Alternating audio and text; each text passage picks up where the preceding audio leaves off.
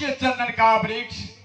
आहा, तो जोगी फकीर का कर्तव्य होता है कहीं पर जाकर के आसन जमा करके बैठे, कोई सुंदर सी माली फुलवारी मिले तो उस जगह, या नहीं तो कोई सुंदर सी वृक्ष मिले तो उस जगह। आज मैं बहन के दरबार में यह चंदन के वृक्ष बहुत सुंदर देखता हूं भगवान। चलकर वह चंदन के वृक्ष के नीचे कुछ देर में आसन जमा करके बैठता हूं। इसके बाद अगर अंदर से कोई बाहर आएगा तो मैं उन्हें साथ अपना परिचय देकर पहले बड़ी बहन के साथ मुलाकात करूंगा। जय हो भगवान, जय हो।